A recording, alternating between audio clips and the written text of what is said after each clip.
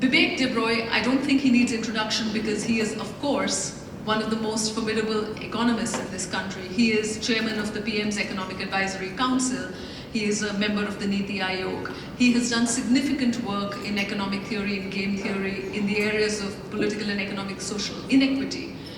He is a gold medalist in economics from Presidency College, then he went on to Delhi College of Economics, and then to Trinity College at Cambridge. Now all of that is enough to fill a lifetime. But apparently he has 2 lifetimes where the rest of us were given 1. Because in his night job, which I cannot call a passion because he seems to have committed a whole lifetime to it, Bibek is the most formidable scholar and translator of ancient Indian texts that I think we have the privilege of having in this country, in the sheer scope and range of what he has accomplished. Just in the last month, he has been awarded by the Limca Book of Records the recognition of being the most prolific translator in the country. Right? This is in addition to all the positions he has held in government for the last many decades. To give you a context of what that means, just the Unabridged Mahabharata is 2.25 million words that he has translated. He has also translated the Bhagavad-Gita, the Ramayana, the Valmiki Ramayana, the Harivamsha, the abridged Puranas, and he has now started on translating the unabridged Puranas. Together, these will constitute possibly the largest undertaking to make accessible a set of ancient texts on which an entire civilization rests. So I think there is, first of all, I think we need a round of applause for somebody who has undertaken work that is of immense value. No matter what you believe in, it is of immense value to a society that somebody has undertaken this work, which is why it's my privilege to host this conversation with Mr. Debroy. May we have you on stage, please.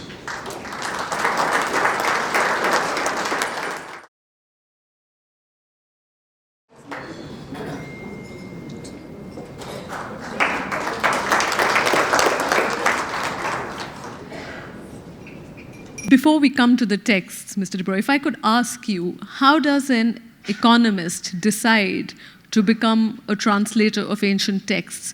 In what frame of reference are those two a shared world?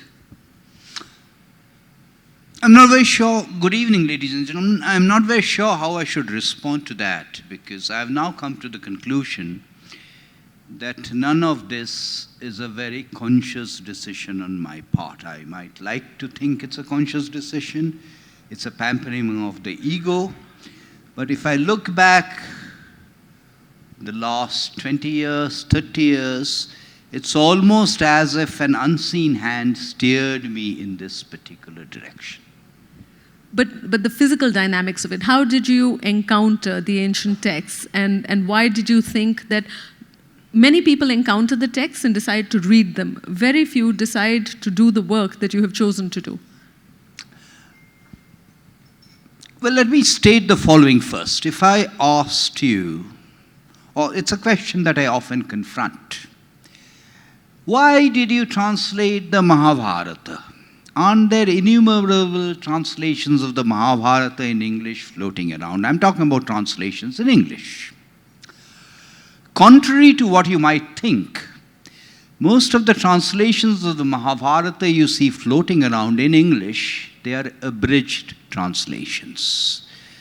There are exactly 3 unabridged translations of the Mahabharata in English. Unabridged as in word for word. The first 2 were done towards the end of the 19th century.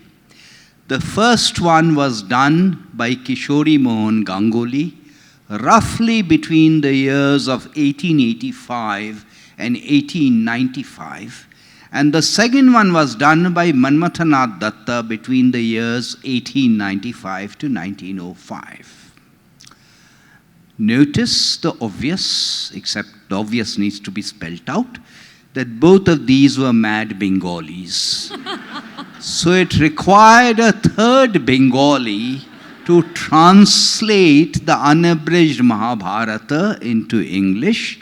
It's a hazardous occupation because at least 4 people who have tried to translate the Mahabharata into English have died halfway. So there are these 3 unabridged translations of Mahabharata. There is a Chicago translation which was attempted before Professor Van Buitenen died halfway. And when I was reading that translation, I was dissatisfied. And I came to the conclusion, again the obvious conclusion, that it's not sufficient to criticize people from the West for not having got the nuances right. All said and done, if Sanskrit is surviving today, it's largely thanks not to what we have done, but thanks to what Heidelberg and Cambridge, or both Cambridges, are doing. Having said that, we need to do our own translations. And in doing our own translations, there were the Sanskrit Pandits who were not translating into English, and there were the people who were writing in English who were not comfortable with Sanskrit. So here I thought there was a vacuum, and hence an eccentric economist got into this business. And the Puranas, which I am now translating, have sometimes never been translated into English, but we'll come to that. So in fact, you said that, so an economist decided. I want to know whether you found any intersection between your two worlds, or are they just parallel tracks that don't meet? You know, you switch off from one thing and you start on another. Well, I can interpret that in two different ways. The first way I can interpret it is they're parallel tracks insofar as time management is concerned. But contrary to what one might think, all of these texts, they have a lot on what we would call governance and political economy today. If I asked the very knowledgeable audience that is here, name for me a text that talks about political economy and governance in India, ancient India. And you'd say Kautilya's Arthashastra. But Kautilya's Arthashastra is only one. All of these texts are replete with discussions on governance and political economy.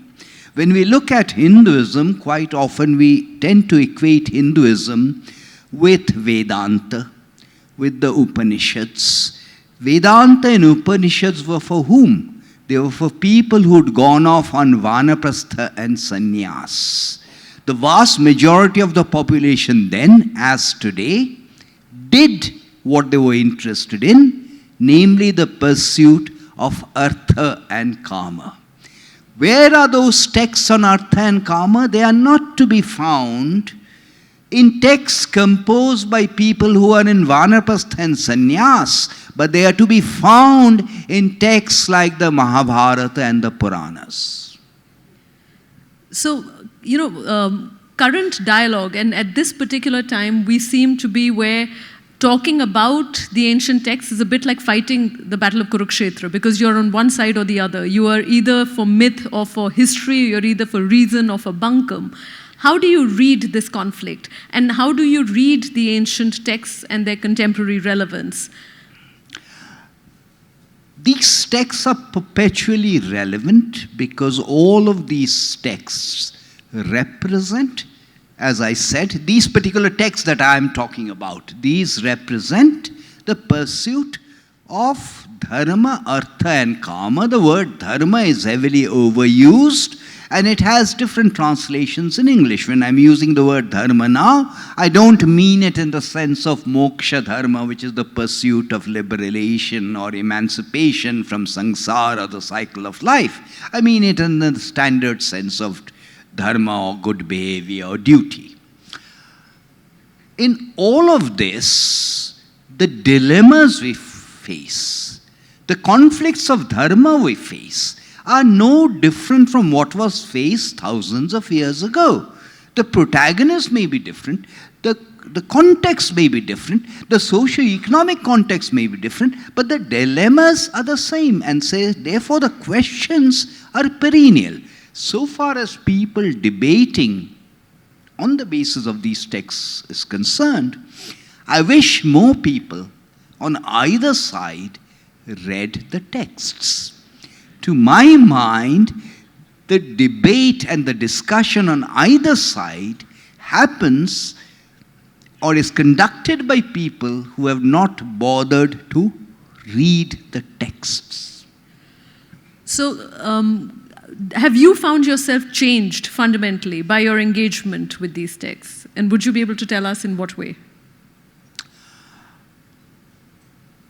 As a confession, this is not a confession, is it? We have had a similar conversation in Gurgaon earlier. That's right. And am I divulging something that's meant not to be private? Not at all. No. And Payal asked me an identical question. The other questions are not going to be identical. They weren't. But this question was identical, and I will give an identical response. The right person to answer that question is not I. It is my wife. Because if you change, it is not noticed. It is noticed by other people, not by you. But what I think does happen, and here I'm sticking my neck out, is yes, you do change a person. It is not what you have found. It is more about what you have lost. Now, what on earth do I mean by that? We are too often prone to emotions. Emotions on basis of what in our texts are described as the 6 vices or the Shadharipus. Kama, Krodha, Mada, Matsyarya, and so on and so forth. What I have lost is my proneness towards these. I don't get excited that easily. I don't lose my temper that easily. So if Payal asked me a nasty question, 20 years ago I would have lost my temper. I no longer do. In that sense, it's much more about what I have lost. It's much more about gaining a sense of detachment, because you realize that most of the things that agitate you, particularly on television, are of very momentary interest. They make no difference even in the medium term. These things come and go. They are not to be taken seriously.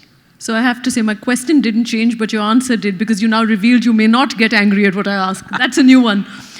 To come to the texts themselves, and I wanted to start by asking you, is there a hierarchy is the wrong word, but I'm using it only to indicate, as somebody new to engaging with the texts, where should one start, and where do you think, so between the Upanishads, between the Puranas, between both epics, the Mahabharata and the Ramayana, between the Bhagavad-Gita, which is so linked to Hindu identity, what's the right place to start, and why do you feel so?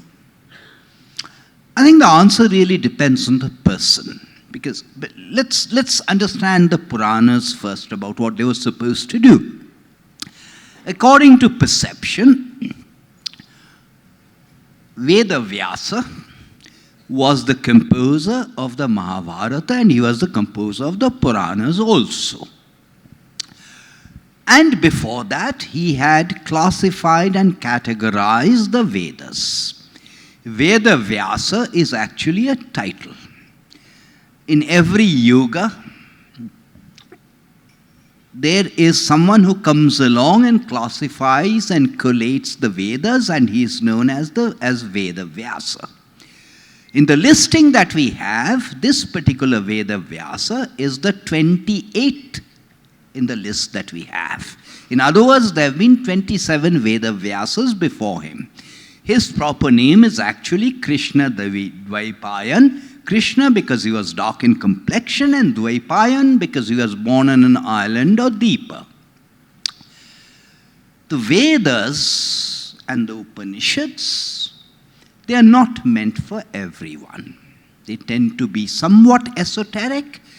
So according to the descriptions, Vedavyasa sought to disseminate the same teaching through popular stories, popular renditions, which render to you the same precepts, the same tenets of dharma, not in the moksha dharma sense, in the ordinary sense. And this he sought to do, of course, through the Mahabharata and also through the Puranas. The Puranas, unfortunately, in popular perception, often masquerade as stories. Yes, there are stories in the Puranas, but the Puranas are actually encyclopedias. They are storehouses of knowledge, which is why it's a pity that they aren't really explored or translated.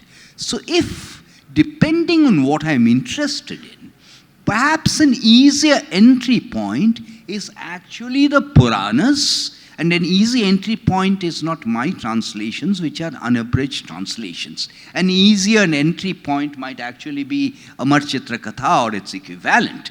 But an easier entry point is actually the Puranas and even the Mahabharata or the Ramayana rather than the Upanishads or even the Bhagavad-Gita. The Bhagavad-Gita, I unfortunately think, is read a lot without it being understood at all.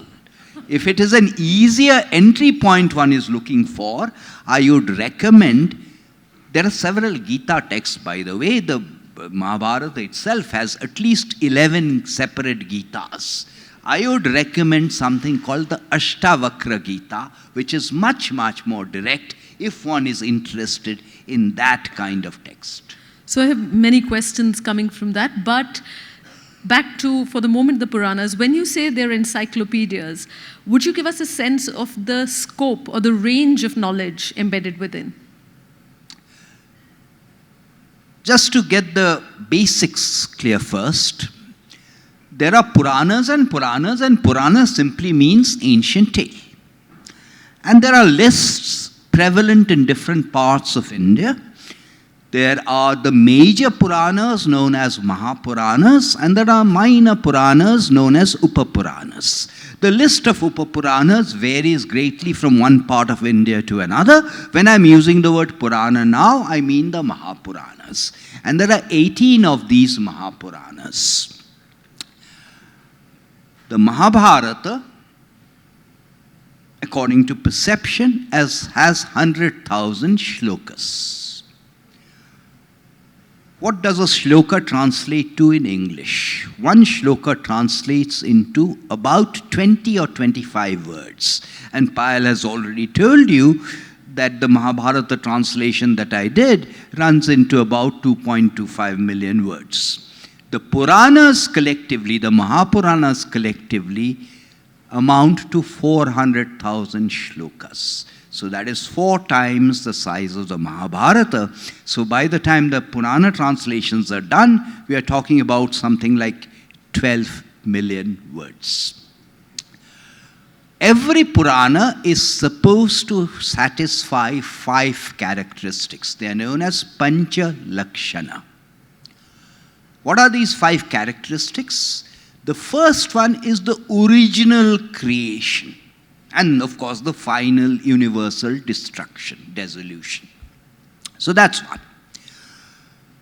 Within that cycle of creation and destruction, there are sub-creations and sub-destructions. So there are cycles of those. So the first characteristic is that original cycle of universal creation, universal destruction. The second characteristic amongst the Pancha Lakshanas is the secondary cycles of creation and destruction. The third one is what is called a Manvantara. A Manvantara is an era. It is a period of time presided over by a Manu. So it's supposed to describe that. The fourth one it is supposed to describe is the evolution of the gods and the rishis. Contrary to what is sometimes thought of, the gods are also subject to creation and destruction. It's just that their time span is slightly different, but the gods also change from one era to another. And the last one is the history of the 2 major dynasties we had, the Surya Vangsha and the Chandra Vangsha. The Surya Vangsha is partly reflected in the description of the Ramayana, the Valmiki Ramayana. The Chandra Vangsha is in the Mahabharata. So these 5 characteristics. But in addition to this, all the Puranas have an enormous amount of geographical information. Enormous amount. They have an enormous amount of information that we use in our day-to-day practices. So if you are a Hindu and you are observing certain funeral rites, those funeral rites are based on the Garud Purana. If you go to a temple, the construction of that temple is based on Matsya Purana. And so on and so forth. If you happen to be from the eastern parts of the country and you celebrate something like Durga Puja, that is based on the Markandeya Purana. So all our day-to-day practices are not based on the Upanishads, they are actually based on the Puranas. They have an enormous amount, as I said, on governance. And in some cases, they are beautiful, beautiful poetry also. So coming to poetry, because we want to come to the Mahabharata and Ramayana, but first I want to touch on what you said about the Gita, which is that it's very widely read and equally widely misunderstood. What do you mean when you say it's misunderstood? In what way? Because that seems to be one of the texts that most households do engage with. I wish they would not. There is a famous stotram by Shankaracharya. And there is one particular part in that stotram which says, Bhagavad-Gita kinchit adhita ganga jalalabha kanika pita. And we think that we have done everything by having studied a little bit of the Bhagavad-Gita and having drunk a few drops of water from the Ganga.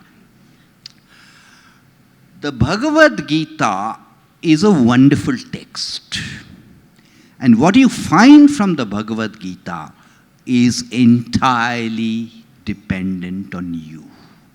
It's a text where I do not think you can go around saying, you've invited him, doesn't matter, he's a friend. You cannot go around saying my Gita and your Gita. What you find in the Gita is entirely up to you. Why am I recommending the Ashtavakra Gita? Let me tell you a story about the sage Ashtavakra. The sage Ashtavakra's father was a sage named Kahod. And Kahod was teaching his wife the Vedas while she was expecting. And inside her, there was Ashtavakra. Ashtavakra, from inside the stomach, corrected his father's pronunciation. So therefore, his father cursed him. That when you are born, you will be crooked in 8 parts of your body. So that is why he became Ashtavakra. And you will find pictures of Ashtavakra crooked all over. There was a king named King Janaka. This is not the King Janaka who was Sita's father. Janaka was an entire lineage of kings, and all of them were known as Janakas. So he went to King Janaka's court when he was very young, and eventually, after several tests, he was allowed entry to meet King Janaka. And King Janaka asked him, and I will translate, rest assured I will translate anything that I am forced to say in Sanskrit. Katham, this is the first shloka of the Ashtavakra Gita. Katham jnanam avapnoti, kathang muktihi bhavishyati, vairagyang ba kathang praptang etad bruhi mama prabhu. O Lord, tell me, how do I obtain knowledge? How am I liberated? And how do I cultivate detachment? For most of us, we spend the rest of our lives, all of our lives, without asking some fundamental questions. Who am I? Why am I here? Where am I going? What is the purpose of my existence? It is perfectly possible to spend one's entire life without asking these questions. But if we ask those questions, then we turn to what is moksha dharma, what I have described as moksha dharma. In the pursuit of moksha dharma, Ashtavakra Gita is a bit more direct than the Bhagavad-Gita. The Bhagavad-Gita represents the essence of all 6 schools of darshana, of philosophy that we had then, whether it is Sankhya, whether it is Vedanta, whether it is Yoga, whether it is Nyaya, whether it is Vaisheshik, or whether it is Mimamsa. So it is difficult to appreciate the Bhagavad-Gita without having an understanding of all this. There is a lot that is hidden in the Bhagavad-Gita, and if you permit me, I will cite a very commonly cited shloka to illustrate how we often miss the nuances. This is a very commonly cited shloka. Vasangsi jirnani yatha vihaya navani grinnati nara parani tatha sharirani vihaya jirnani anyani sangyati navani dehi. I don't even need to translate it. Just as one discards old worn out clothes and wears new ones in exactly the same way, the Atman discards the old body and adopts a new body. But what does the next shloka say? Nainang chindanti shastrani nainang dahati pavakah na chainang kledayanti apah na shosheti maruta. Weapons cannot sever it. Nainang chindanti shastrani nainang dahati pavakah. Fire cannot burn it. Water cannot wet it. The wind cannot dry it. Fine. You're familiar with it. You've got your own translation of the Bhagavad Gita in English and in other languages, maybe Hindi, whatever language. Look up the translation. The translation will be absolutely accurate. It will tell you exactly what I have said. But will it tell you why weapons, why fire, why water, and why earth? What were weapons made out of? Weapons were made out of metals. Where do the metals come from? The metals come from the earth. So hidden in that shloka you have, out of the 5 elements, the Panchabhuta, one of them of course is space or ether, whatever you choose to call it, but the other 4 elements are earth, air, fire and water. That is the reason these 4 are used. I challenge you to produce for me any translation of the Bhagavad Gita, any commentary of the Bhagavad Gita which will tell you this. That's the reason I'm saying, don't dabble in the Bhagavad Gita unless you feel an internal compulsion that you're ready for it. So there's, in fact, that to a question that I should have asked earlier, because it's so crucial also to the translations themselves. Did you know Sanskrit when you started? No. I've never studied Sanskrit formally. I began to dabble in it when I was about 35. I started to seriously get interested in Sanskrit when I was about 50. Actually, this is what is called a leading answer. I became very seriously interested in Sanskrit on the 17th of January 2004. Please tell us why. Who am I to reject a leading answer? Well, actually, this very impressive audience has motivated me to reveal something that I have never revealed in public before.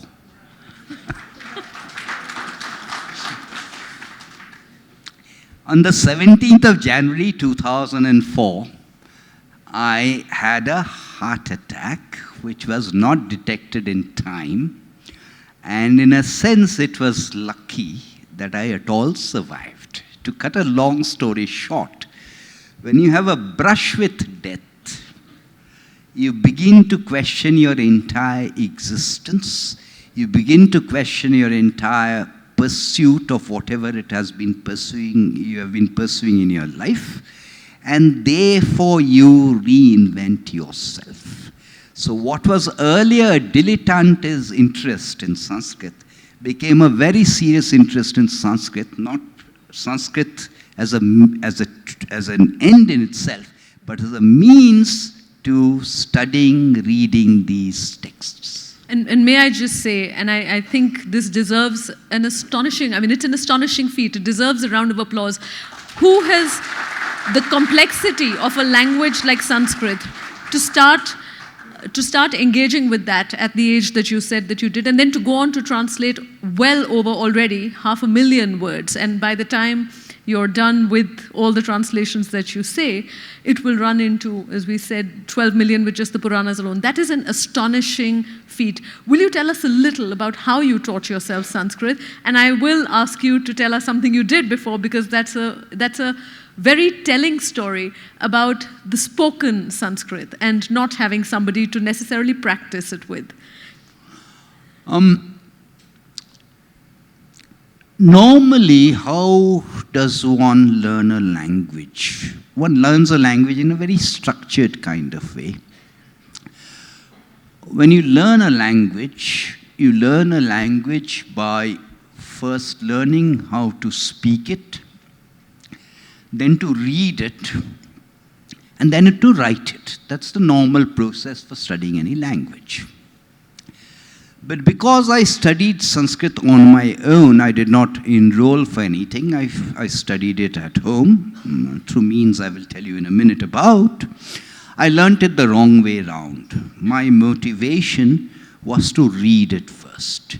So I first became fairly proficient in reading Sanskrit. It's only in the last 5 years or so that my conversational Sanskrit has improved sufficiently so that, not that Payal is requesting me, but were Payal to request me, I could have this entire conversation or this entire talk in Sanskrit, but that's of late. The word for language is bhasha. Bhasha means something that you speak. One of the travesties with the teaching of Sanskrit has been that the way it is taught, beginning with school, is that you are forced to mug up grammar tables. If you mug up grammar tables, it deters you from learning a language. It's like a red flag. The way to learn any language, the way we learn the languages we speak, is by speaking. You are corrected, and thereby you learn the language. Mugging, the grammar tables, the karak tables, the vibhakti tables, the verb tables, all of them, they have a certain rationale. But it is possible to appreciate the rationale only when you have learnt Sanskrit. And therefore, the tables are a deterrent. I should say also that something known as Sanskrit Bharati has done a phenomenal job of teaching Sanskrit the conversational way outside the formal system, because changing the formal system is like a black hole. It's very difficult to change it. So if you attend one of those Sanskrit Bharati camps, in 15 days you will be conversing in Sanskrit. Not enough to learn Sanskrit, and maybe it may amaze you to know that in the 2011 census, there are 25,000 people who have reported that Sanskrit is their mother tongue. That's amazing. Now do realize what I'm saying. It's the mother tongue. 25,000 people have reported Sanskrit as their mother tongue. What did I do? I essentially used material that is available in print form, material that is available on the net, And I would recommend some excellent, excellent lessons that are on the net for you to use if you are so inclined by Chitrapur Mutt.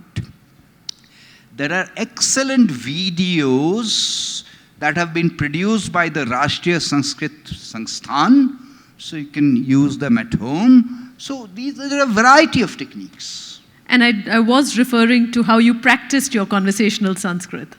She's really trying to provoke me. What she's trying to goad me to say. No, but before that, you see, a long time ago, let me tell you an anecdote and then I'll answer this question.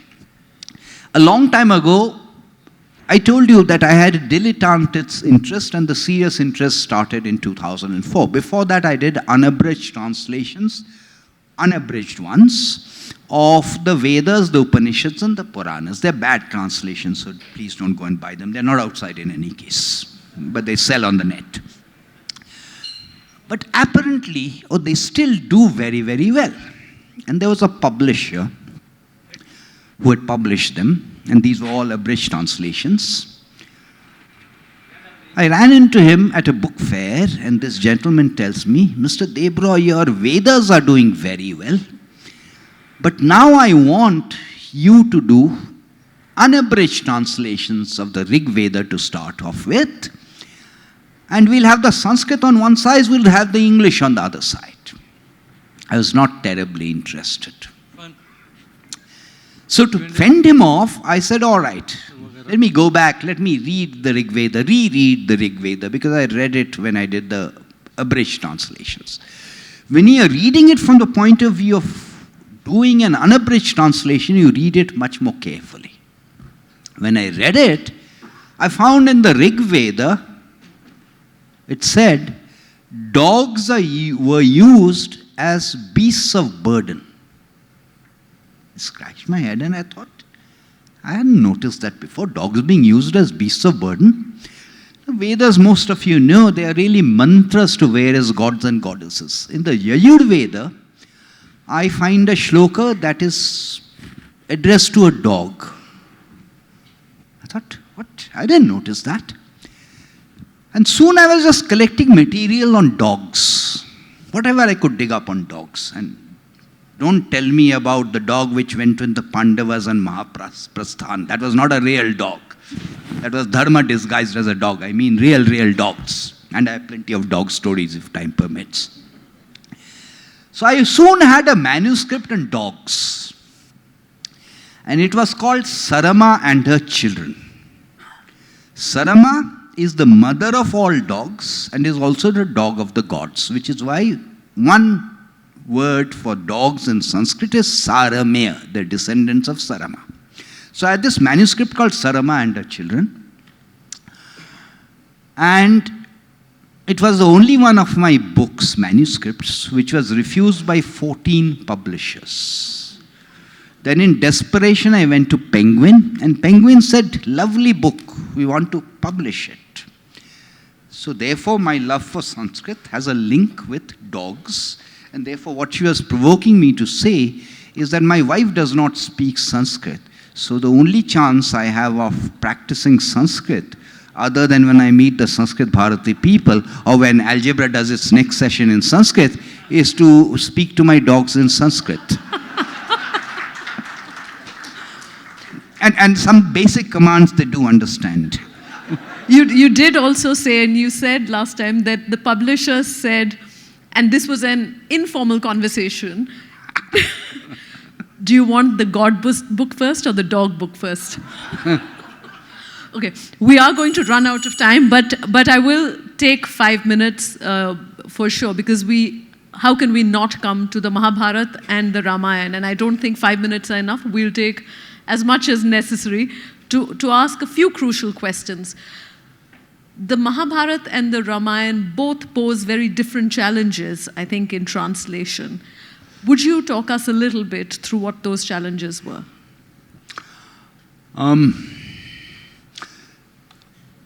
Well, some challenges are sort of common challenges, because you're translating from a certain language, in this particular case Sanskrit, into English. The structure structures of these languages are completely different. It would have been easier to translate the Mahabharata or the Ramayana into Bengali, which is my mother tongue, so it's a language I'm comfortable with. I haven't yet changed my mother tongue to Sanskrit in the census. Maybe I shall do that in 2021. So there are some obvious problems. There are certain words that are impossible to translate in Sanskrit. Dharma is one example of that. So what I've tended to do is the first time I've attempted to explain it in a note, and after that, dharma is dharma, full stop. Apart from that, you must understand that the nature of the two poets were completely different. Now, all of this, the Mahabharata and the Ramayana, they're both poetry. Most of these texts are in poetry.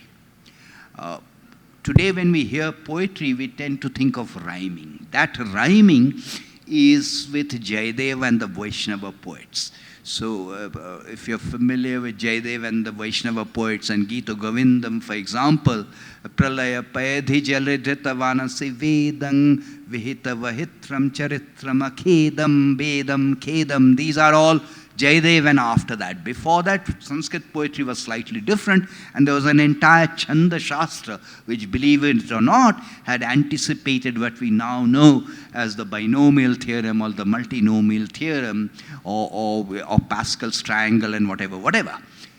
Though they were both poets, Veda Vyasa was a very matter-of-fact poet. He was not bothered about nature. So-and-so came along, Payal, Puri asked a question, Bibek Debroy answered it, that's it. Veda Vyasa would not have wasted time describing the ambience and things like that, what was the lighting like. Valmiki was a superb poet so far as nature is concerned. So Valmiki's poetry all poetry is difficult to translate. And therefore, Mahabharata is easier. Puranas are easier because they are Veda Vyasa. There are certain spurts of beautiful poetry, like the Markandeya Purana. You will find on YouTube Madalasa's song. That Madalasa's song is beautiful in Sanskrit. But because it is poetry, it is very difficult to translate. So what I've attempted to do is not even translate in verse, because you cannot translate in verse without taking liberties with the text. So I've simply done a prose translation. But will you also, and I think it's also important to understand the origin texts that you used, right? The source text. Okay, sorry. We talk about the Mahabharata and we talk about the Ramayana. What is sometimes not appreciated is that there were many different versions of the Mahabharata floating around. The Mahabharata is one single story, all composed by Veda Vyasa, but there were certain regional variations. Did Veda Vyasa actually dictate to Ganesha? When Draupadi was being disrobed in the assembly hall, was it Krishna? Or was it some anonymous entity? So on and so forth, minor differences. So altogether in India, there were 1215 different versions of the Mahabharata floating around, all in Sanskrit. Minor differences here and there. The Bhandarkar Oriental Research Institute in Pune did a massive exercise. It began in the year 1916, ended in 1966, so it took them 50 years, where they sifted through with all of these different versions and tried to determine which was probably the original. Probably, because it can never be deterministic, it is stochastic. And this is known as the critical edition of the Mahabharata, which is the one I have translated. The institute in Pune, in Baroda, known as the Baroda Oriental Research Institute, did a similar exercise for the Valmiki Ramayana. The reason I keep saying Valmiki Ramayana is that there are 3 different versions of the Ramayana in Sanskrit. The Valmiki Ramayana is only one of those. The other 2 are the Yoga Vasishtha Ramayana and the Adhyata Ramayana. There are 2 versions of the Ramayana story, one in Kalidasa's Raghuvansham and the other one in a Ramapakhyan in the Mahabharata. That's the reason I keep saying Valmiki Ramayana instead of just Ramayana. So the Baroda Institute did exactly the same thing for the Ramayana. Unfortunately for the Puranas, there is no such critical edition. So my translations are based on a text, because I wanted a common text, on something that was brought out first, published in the early part of the 20th century by a publisher known as Nirnay Sagar, which is believed to be the most authentic one. So that's the one I'm using. So we'll open this up to questions, and as the mics go around, and can we have some house lights so we can see? Just a final question to ask you.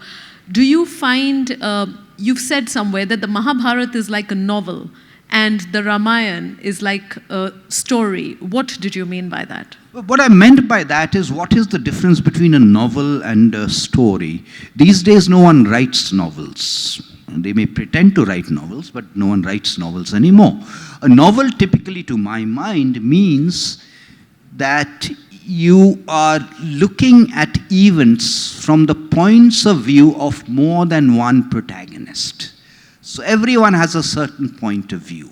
That's what I meant by saying that the Mahabharata is like a novel.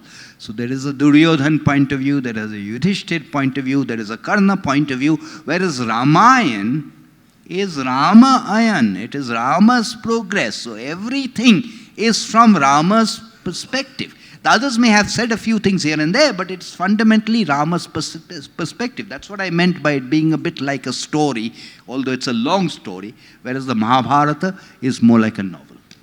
So on that note, we'll open this up to questions. One caveat, Bibek has requested that he does not want to comment on any conversations around the elections or the economy till post the 23rd. So let's honor that, please. And the conversation tonight throws up enough questions. And where will we start? Does anybody have a question? Okay, right here in the front. Can we have a mic, please? Hi, good evening. Most of the religious texts, right, either spend extolling the God, saying God is merciful, God is creator, or God is very strong, or whatever, right? Then there are the second type of texts which talk about the big questions: who am I, what is my purpose, and so on. And then there's a third type which deals with the small questions: what's the right way to do your ablutions, what's the role of menstruating women in society, and so on, right? So at least for the for the Hindu text, if you can give a broad classification of, if you are interested in one of these topics, which book should you really refer to? Which topic are you interested in? It depends on the time of the day. So you ask me different questions for different times of the day, and I will give you different answers. But just so that I don't leave the question completely dangling, Yudhishthir is told in the Mahabharata, and maybe it is something you should think over, that the first 8 hours of the day, 24 hours, the first 8 hours, I'm not making this up, Yudhishthir is told this in the Mahabharata, are for dharma, the next 8 hours are for artha, and the last 8 hours are for kama. So maybe you should distribute your reading across the... I'm not sure which 8 hours we are eating into right now, but sure.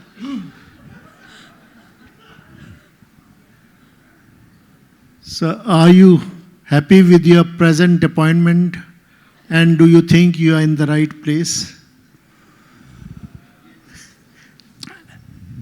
You see, I'm not very sure whether that borders on the model code of conduct or not. But I have now come to realize that it is not for me, and I said this at the beginning, it is not for me to question why I am in a particular place. I am in a particular place, and I hope you appreciate what I'm saying. I'm in a particular place because of the unseen hand of destiny. If I'm not meant to be here, I shall not be here after the 23rd of May. If I am meant to be here, I shall be here after the 23rd of May. If I am meant to translate the Puranas, I shall translate them even if I am in my present position after the 23rd of May. At the back, towards the back here. Good evening, sir. My question is, what are Mahabharata and Ramayana? Are they epics? Are they mythologies? Or are they histories as claimed by few scholars? What are they actually? What do they themselves say they are? They themselves say they are itihasa. Itihasa means itihi asa. This is indeed what happened. Now, when the transmission happens over hundreds of years, it cannot be anyone's serious contention that the texts as they exist today depict exactly what happened. Obviously, there were embellishments, but they are fundamentally history in the core. So to describe them as myths, to my mind, is mithya. And to call them epics is to unnecessarily use adjectives imported from the West to label them. I would much rather prefer to call them Mahakavya. If I can add to that question. Hello. Can I? Okay. When you say they are itihasa and history, how would you comment on their usage by, the contemporaries when they say, when they retell it or reinvent it in a particular way and say this is what exactly happened? What would you comment on that? Comment on what? You have to tell me what I'm supposed to comment on. No, when they reinvent it in a particular way or retell it from a perspective. See, this is reminiscent of an answer I gave earlier, that whoever is this amorphous they, which reminds me of Joseph Heller and Catch-22 rather than anything else, my suggestion is they should first read. So if you read and tell me, comment on this, I certainly shall. Okay, to be precise, If we can, this is a fascinating conversation, but do continue it after. Let's give other people the opportunity to Thank you ask so much. questions. Was there another hand up? Yeah. Right there, yes. So now I have come to understand that you've done a lot of translations of Puranas, Upanishads, Ramayana, Mahabharata. Are there any plans or is something in the pipeline to translate any of the Jain Agamas? Say the Uttradhyana or something like that? Or have you started or planning to do something like that? No, please wait. 18 Puranas, 400,000 shlokas, 12 million words. The only one I have done so far and published is the Bhagavad Puran. I have completed the Markandeya Puran, which will be published next year. I am not very certain that I will survive, despite what I said about the Mahabharata, to complete all the 18 Puranas. I am inclined to think that by the time I come to the Skanda Purana, which I have saved for the last because it is the longest and has 85,000 shlokas, I shall be, if not up there, proceeding in that direction. So I wish you live long enough to translate one of the Agamas. So my answer to your question is that will I venture into the Jain texts? Probably not, because there are some other texts which have also not been translated, the Upapuranas, for example. So there are plenty of other Hindu texts which I know about instead of venturing into something that I don't know about at all. And I think a final question. How do you manage your day? What does it look like in terms of the number of hours that you spend on different things? This is the toughest question. My average day, if I'm not traveling, my average day begins at about, work-wise, begins at about 7 in the morning. So I at 7 in the morning, I proceed to read about 15 newspapers. And I also do this thing that everyone seems to be embarrassed about, at least Payal has not asked me about that, which is a limerick 5 days a week for Mint, which is called Mint Metric. So I read 15 newspapers, do my limerick. Then after the usual exercises, which means the treadmill really, I head off to office. I'm there by about 9 o'clock. Normally, I am back home by about 7 in the evening, unless there is a meeting that the Prime Minister has called. I'm talking about the average weekday, Sunday being an exception. I'm back home by 7. I avoid all television debates because the television debates eat into my translation time. That's the actual reason.